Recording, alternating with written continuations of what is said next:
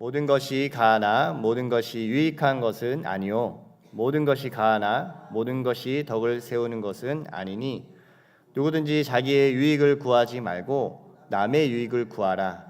무릇 시장에서 파는 것은 양심을 위하여 묻지 말고 먹으라. 이는 땅과 거기 충만한 것이 주의 것임이라. 불신자 중 누가 너희를 청할 때에 너희가 가고자 하거든 너희 앞에 차려놓은 것은 무엇이든지 양심을 위하여 묻지 말고 먹으라. 누가 너희에게 이것이 재물이라 말하거든 알게 한 자와 그 양심을 위하여 먹지 말라. 내가 말한 양심은 너희의 것이 아니요 남의 것이니 어찌하여 내 자유가 남의 양심으로 말미암아 판단을 받으리요. 만일 내가 감사함으로 참여하면 어찌하여 내가 감사하는 것에 대하여 비방을 받으리요. 그런즉 너희가 먹든지 마시든지 무엇을 하든지 다 하나님의 영광을 위하여 하라. 유대인에게나 헬라인에게나 하나님의 교회나 거치는 자가 되지 말고 나와 같이 모든 일에 모든 사람을 기쁘게 하여 자신의 유익을 구하지 아니하고 많은 사람의 유익을 구하여 그들로 구원을 받게 하라. 아멘. 네, 주일에 담임 목사님께서 이런 말씀을 말씀 가운데 하셨습니다. 자유는 가볍지만 자유는 또 무겁습니다. 이 말의 의미를 보면 자유는 내가 하고 싶은 대로 할 수 있기에 가볍지만 또 그러나 이 자유에는 책임이 있기 때문에 무겁습니다 라는 의미를 가지고 이렇게 말씀을 하셨습니다. 진리가 우리를 자유케 한다는 이 명제 앞에 자유하게 산다는 것 자체가 우리에게 너무 소망이 되고 자유케 됐으니까 너무 행복한데, 근데 이제 자유 자체가 우리 삶의 목표가 되고 있을 때가 있습니다. 그냥 자유해야지, 경제적이도 자유해야지, 모든 것에서 자유해야지, 이렇게 자유 자체가 목표가 돼버리곤 합니다. 근데 우리의 삶의 목표가 자유가 되어서는 곤란합니다. 그렇다면 그리스도 안에서 이 죄의 종이었던 우리가 자유케 됐는데 이 자유한 인생은 어떻게 살아야 하는 것일까요? 이 자유는 어떻게 사용해야 하는 것일까요? 오늘 말씀을 통해서 이 자유가 가지는 이 방향에 대해서 함께 나눴으면 좋겠습니다. 23절부터 24절까지의 말씀을 다시 한번 보겠습니다. 23절부터 24절 말씀인데요. 함께 읽어볼까요? 시작. 모든 것이 가하나 모든 것이 유익한 것은 아니요 모든 것이 가하나 모든 것이 덕을 세우는 것은 아니니 누구든지 자기의 유익을 구하지 말고 남의 유익을 구하라.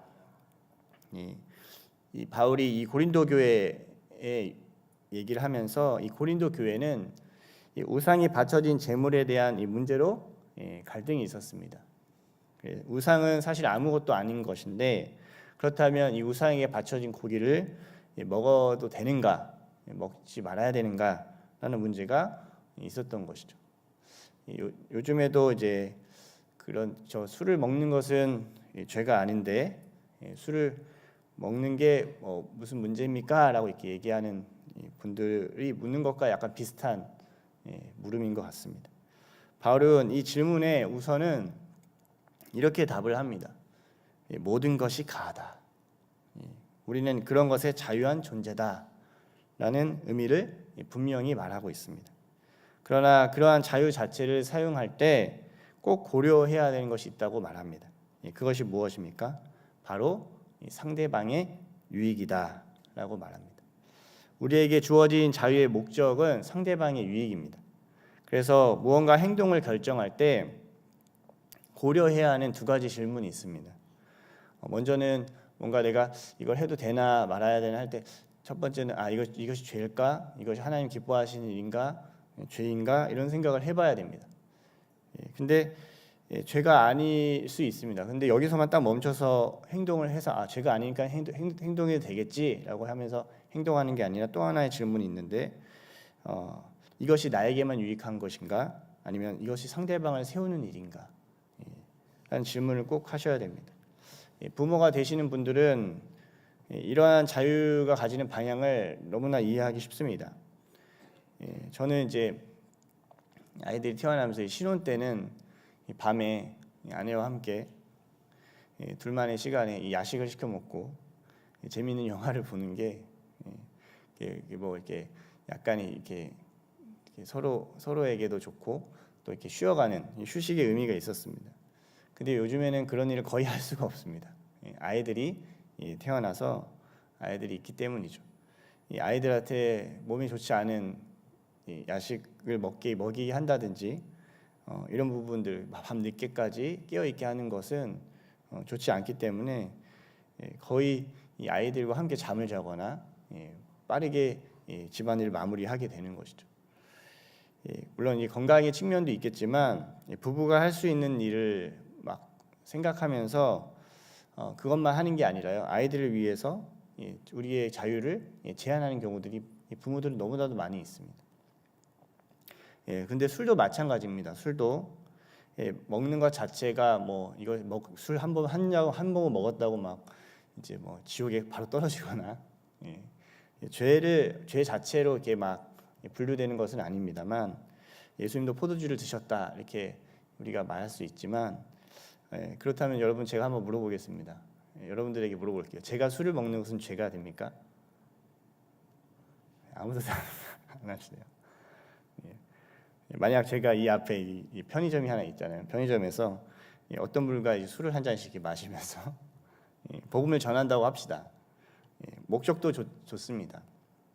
근데 여기 이제 제가 이렇게 술을 한 잔 하고 있는데 사라의 어르신 한 분이 이렇게 지나가면서 봅니다. 아, 우리 목사님이 복음을 전하고 계시네라고 생각하면서 끝나면 좋겠지만 그렇게 끝나지 않는다는 것을 저는 알고 있습니다. 아니 목사님이 대낮에 술을 마셔? 큰일 났네, 큰일 났어, 이 말세다 이러면서 오해를 받고 시험을 받을 수 있습니다. 저는 이제 한 분이라도 그런 생각을 가지게 된다면 술을 죽어서까지도 마시지 않을 것입니다. 그래서 저는 제가 가지고 있는 이 자유를 제한하는 부분이 있습니다. 바울은 그래서 이렇게 말합니다. 고린도전서 8장 13절에 이렇게까지 말합니다. 8장 14절 말씀인데요. 읽어볼까요? 시작. 그러므로 만일 음식이 내 형제를 실족하게 한다면 나는 영원히 고기를 먹지 아니하여 내 형제를 실족하지 않게 하리라. 왜 이렇게 하는 것일까? 우리 고린도전서 10장 31절에 우리의 삶의 방향에 대한 분명한 기준을 얘기하고 있습니다. 고린도 31장에 이렇게 말합니다. 그런즉 너희가 먹든지 마시든지 무엇을 하든지 다 하나님의 영광을 위하여 하라. 먹는 것도 마시는 것도 이 하나님의 영광을 위해서 하라라고 말씀합니다.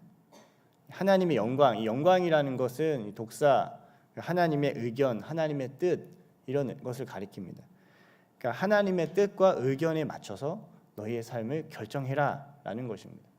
근데 왜 이 하나님의 뜻은 어떤 것인가?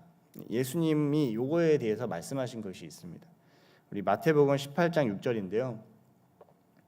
마태복음 18장 6절에 예수님이 이런 말씀을 하셨어요. 같이 한번 읽어볼까요? 시작.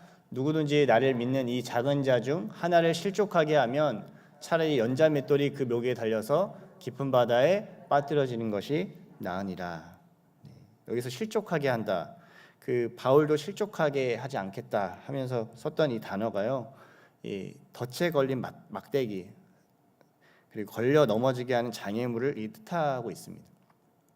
그러니까 내가 한 행동으로 인해서 누군가가 신앙생활을 멈추게 된다든지 아니면 신앙의 길을 벗어나게 하는 일이 있게 된다면 아무리 이것이 내가 자유하고 내가 아무리 옳은 행동이라고 할지라도요, 이 하나님 앞에서 정죄를 받을 수 있는 부분이 있다는 것을 분명히 알아야 합니다. 바울은 구체적으로 이러한 원칙 안에서 이렇게 행동함을 얘기하고 있습니다. 25절부터 30절까지 구체적으로 어떻게 행동해야 되는가 이렇게 얘기하는데요. 25절부터 30절 말씀인데요. 우리 한번 읽어볼까요? 시작. 25절부터입니다. 25절부터. 네, 한번 읽어볼까요? 시작. 무릇 시장에서 파는 것을 양심을 위하여 묻지 말고 먹으라. 이는 땅과 거기 충만한 것이 주의 것임이라. 불신자 중 누가 너희를 청할 때에 너희가 가고자 하거든 너희 앞에 차려놓은 것이 무엇이든지 양심을 위하여 묻지 말고 먹으라. 누가 너희에게 이것이 재물이라 말하거든 알게 한 자와 그 양심을 위하여 먹지 말라. 내가 말한 양심은 너희의 것이 아니요 남의 것이니 어찌하여 내 자유가 남의 양심으로 말미암아 판단을 받으리요. 만일 내가 감사함으로 참여하면 어찌하여 내가 감사하는 것에 대하여 비방을 받으리요. 시장에서 파는 물건은 그것이 우상에게 왔는지 또 아닌지 상관없이 판매하는 물건인데 이것을 사는 것까지 살필 필요가 없다라고 얘기하고 있습니다. 그리고 믿지 않는 자가 초대해서 음식을 대접하는 것도 무엇인지 먹지 말고 묻지 말고 먹으라 이렇게 얘기합니다. 지금도 이제 가끔 이제 이단 기업에서 만든 물건들이 있습니다. 그런데 아무도 그것을 모르고 상관하지 않는 상황이면 먹거나 바르거나 쓰는 것은 문제가 되지 않습니다. 그렇지만 이것이 너무 예민해져 가는 일들이 있습니다. 이제 뭐 예를 들어서 물건 하나 쓰는 것에 자유가 없게 될 수가 있습니다. 어떻게 다 알 수 있을까요? 우리가 복음을 증거하는 데 삶을 집중해야 되는데 이단은 감별하려고 하는 경우도 있습니다. 그러니까 우리가 다 알 수 없지 않습니까? 다 알지 못한 물론 알게 되면 그것에 대해서 조심해야 되고 이걸 분별해야 될 부분들은 분명히 있습니다. 근데 너무 모르는 상황인데 이제 그렇게 그냥 되는 부분에 대해서는 자유할 수 있다는 것입니다.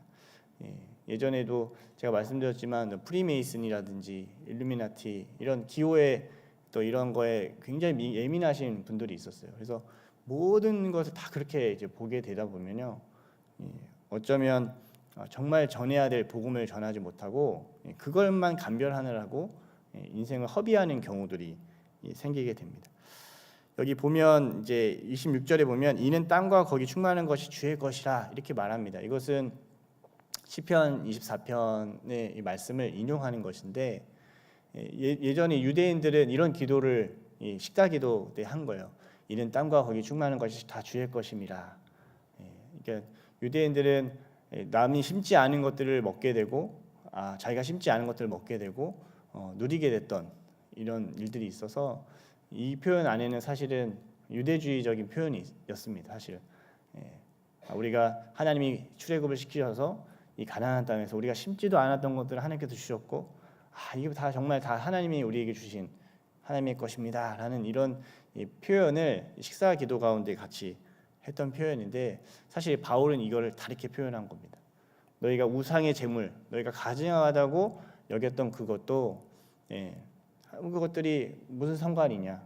주 예수 안에서 자유케 된 우리 안에서 그 우상은 사실은 실체가 아니기 때문에 이것을 먹는 것은 우리가 그 안에서 자유함을 누릴 수 있는 것이다라는 표현으로 이걸 동일하게 이렇게 표현을 하고 있습니다.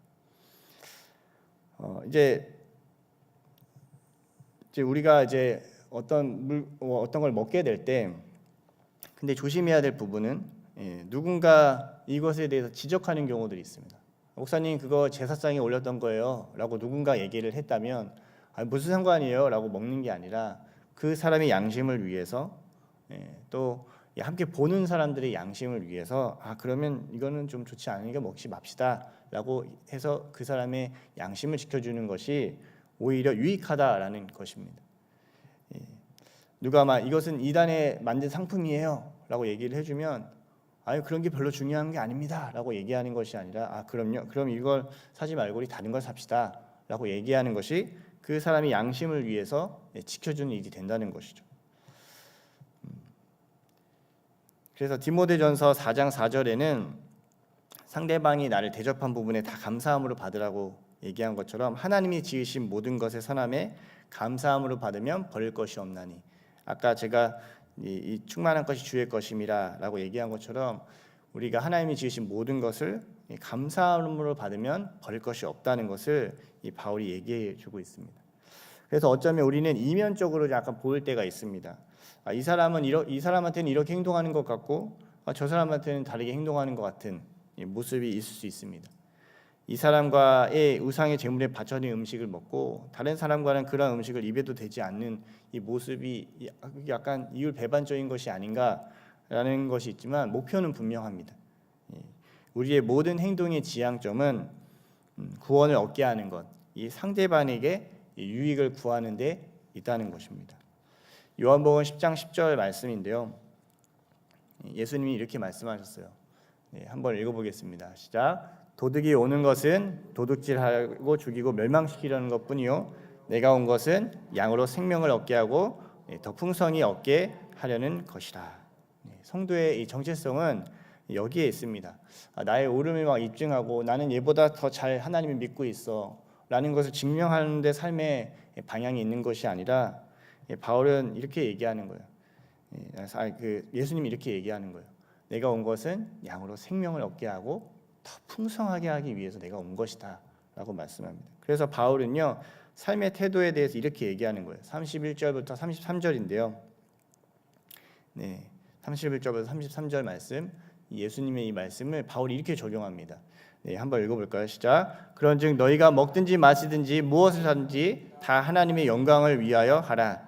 유대인에게나 헬라인에게나 하나님의 교회나 거치는 자가 되지 말고 나와 같이 모든 일에 모든 사람을 기쁘게 하여 자신의 유익을 구하지 아니하고 많은 사람의 유익을 구하여 그들로 구원을 받게 하라. 바울은 유대인을 얻기 위해서요 디모데에게 할례를 행하게 하기도 합니다. 또 헬라인의 문화를 이해하면서 그 속에서 복음을 막 전하는 경우들도 있었습니다. 그래서 바울이 이렇게까지 얘기하면서 결국 가는 방향이 어디냐? 그들을 구원하게 해라. 그들이 구원을 받게 해라. 영혼을 살리기 위해서 내가 그렇게 살아가고 있다라고 얘기합니다. 그래서 고린도전서 9장 19절부터 22절에는 바울의 그 태도가 이렇게 구체적으로 나옵니다. 9장 19절부터 22절인데요. 우리 한번 읽어보겠습니다. 시작. 내가 모든 사람에게서 자유로우나 스스로 모든 사람에게 종이 된 것은 더 많은 사람을 얻고자 함이라. 유대인들에게 내가 유대인과 같이 된 것은 유대인들을 얻고자 함이요 율법 아래에 있는 자들에게 내가 율법 아래에 있지 아니하나 율법 아래에 있는 자 같이 된 것은 율법 아래에 있는 자들을 얻고자 함이요 율법 없는 자에게는 내가 하나님께는 율법 없는 자가 아니요 도리어 그리스도의 율법 아래에 있는 자이나 율법 없는 자와 같이 된 것은 율법 없는 자들을 얻고자 함이요 약한 자들에게 내가 약한 자와 같이 된 것은 약한 자들을 얻고자 함이요 내가 여러 사람에게 여러 모습이 된 것은 아무쪼록 몇 사람이라도 구원하고자 함이니. 아멘. 이 진정한 자유가 가는 방향입니다. 자신의 옳음을이나 지식을 증명하는 자리가 아니라 영혼을 얻는 자리로 가시는 저와 여러분이 되시기를 축복합니다. 아멘. 네. 가끔 제가 담임 목사님 말씀 중에 예시 중에 하나 생각나는 게 있어요. 그게 뭐냐면 굉장히 술로 인해서 고통 가운데 있는 분이 있었는데 목사님을 만나고 나서 목사님을 너무 좋아하고 만나게 됐는데 그때 술 사 먹으려고 5만 원 달라고 이렇게 얘기를 하는데 또 이게 5만 원 주면은 술 또 사 먹을 것 같아서 담임 목사님이 너 5만 원도 안 주고 막 좀 훈계하고 이렇게 했다고 해요. 근데 나중에 지나고 나서 보니까 그런 얘기를 했습니다. 그 영혼에게 정말 필요했던 게 어찌 보면 옳은 훈계나 가르침보다는 어쩌면 함께 해주는 사랑이었을 수 있었겠다라는 얘기를 한번 하신 적이 있었거든요. 저도 그런 생각을 많이 합니다. 가끔은 이렇게 하면 안 되는데 막 제 판단함이 막 올라올 때가 많은 것 같습니다. 그러나 진짜 중요한 것은 판단해서 그 영혼이 옳은 길을 제시해 주는 것도 물론 중요할 수 있겠지만 더 중요한 것은 그 영혼을 얻는 것이 우리가 복음을 가진 이 자유로 삶을 살아가는 방향이라는 것을 저도 그렇고 여러분도 잊지 않고 살아가셨으면 좋겠습니다. 복음을 위해서 자유를 사용하기도 하고 복음을 위해서 여러분 자유를 내려놓기도 하면서 하나님이 우리에게 맡겨진 이 영혼을 살리기 위해 살아감으로 우리에게 주어진 이 자유가 하나님의 영광을 위해서 잘 사용되기를 기도합니다. 감사합니다. 오늘 함께 주신 이 말씀 가지고 제가 기도하겠습니다.